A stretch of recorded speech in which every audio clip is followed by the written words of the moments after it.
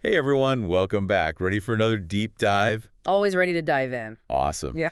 So today we're tackling public speaking head on, Always a relevant topic, right? right? And we've got this really cool script to guide us, a skill I want to learn. Oh, yeah, I remember reading that one. It's about, It's all about Alex, right? Alex who that's, wants to become a better speaker. hmm Their journey, honestly, it's so relatable. I think everyone can relate to wanting to be a better speaker. Yeah, for sure. And that's what we were doing today, unpacking all the good stuff from the script, all the insights, practical tips, the stuff you can actually use. Exactly. So that everyone listening can, gain some confidence and improve their own speaking skills. Absolutely. So in this script, Alex is like gearing up for this big speech. hmm It's their best man speech at their friend's wedding. Talk about pressure, right? Oh, yeah, definitely high stakes. That's a lot of pressure. I mean, you want to deliver something memorable, but then there are those nerves, right? Big time. I think that's something a lot of us can relate to. Wanting to hit it out of the park, but also feeling those butterflies. For sure. The script also does a really good job of showing how important public speaking is. Like, it goes way beyond just weddings, right? Absolutely. I mean, Alex talks about everything from, like, giving TED Talks Right. to, nailing those business pitches. Even just like everyday conversations. Yeah, just being able to communicate more effectively in any situation. Exactly. And the script emphasizes that, when you improve your communication skills, it can really impact different areas of your life. Like, imagine someone who's worked on their public speaking Right. and suddenly they can confidently share their ideas in a meeting. That could lead to, like, a breakthrough on a project Definitely. or even a promotion. Right. Totally. It's like unlocking this hidden potential. It really is. It's all about realizing the power of your own voice. Okay, so let's talk about the elephant in the room, the Ah. fear. The nerve. Yeah. Alex shares this story about their first college presentation. And it's classic, right? Shaky hands, voice cracking. Been there. Totally. The whole 9 yards. It makes you realize how universal those feelings are. Oh, yeah, it's completely normal. In fact, the script actually gets into the psychology behind stage fright. It's like our bodies are programmed to react that way. Interesting. But the good news is you can learn to manage those reactions. Okay, that's reassuring. Yeah, with the right mindset and a few tools, you can even channel those nerves into positive energy. I like that. Turning anxiety into fuel. Exactly. So, speaking of tools, Alex outlines 5 steps to improve. Step 1, practice, practice, practice. Can't argue with that. Nope. And they suggest practicing in front of a mirror, recording yourself, even getting feedback from others. All great strategies. Yeah, simple but effective.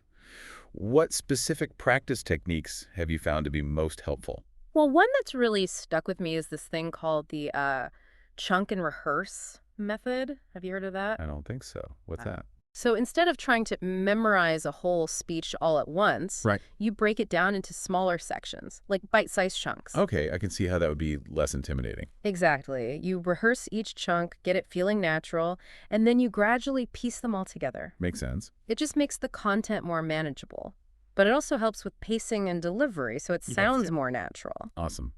Okay, step 2 from the script is all about joining a public speaking group. Ah, yes. A great step. Yeah.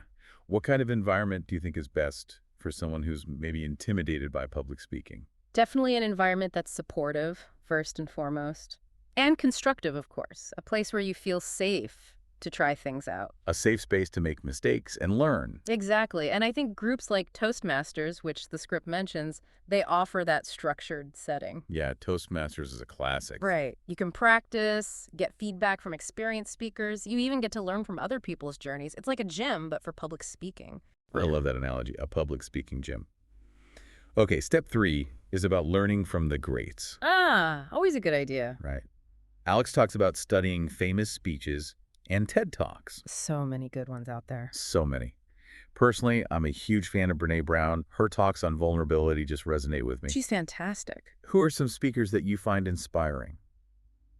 And what makes them stand out? For me, it's got to be Barack Obama. The way he connects with the audience, it's incredible. Oh yeah, he's a master storyteller. He is. And the way he uses storytelling, along with clear, concise delivery, it's something else. For sure. I think studying different speaking styles can help us figure out, what works for us. Absolutely. You can take inspiration and incorporate those elements into your own style, Okay, moving on to step 4. Alex talks about the power of online courses. which are so accessible these days. Right. There's a course for everything. What are your thoughts on online learning for public speaking? I think online courses can be incredibly valuable, especially for people who like structured learning environments. Yeah. They cover such a wide range of topics, Hmm. from crafting your message to, mastering delivery techniques. Like literally everything you need. And a lot of them offer personalized feedback, which is huge, because then you know what to work on. Totally. Okay, last but not least, step 5 is all about stepping outside that comfort zone. The most important step, perhaps. Definitely the most challenging. Mm.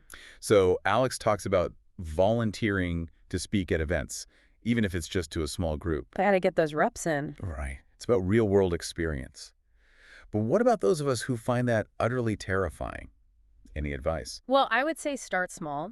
Find those baby steps you can take to gradually expand your comfort zone. Baby steps. Okay, I like that. Maybe it's sharing an idea in a team meeting or volunteering to give a toast at a family gathering. Low-pressure situations. Exactly. It's all about finding opportunities to practice without that overwhelming pressure. And then, as you gain confidence, you can take on bigger challenges. So true. I love that Alex ends the script on such a hopeful note. Yeah. They emphasize that public speaking is a skill.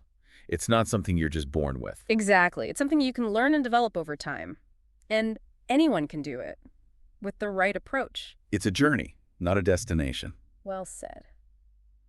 So, thinking about your own journey, what's one small step you can take today to start building your public speaking confidence? Yeah, what's one small thing you can do today? Maybe it's practicing a short introduction in the mirror, or looking into joining a local speaking group. Whatever it is, take that step. Take that first step and watch yourself grow. You got this. Thanks for joining us for this deep dive on public speaking. Until next time. See you then.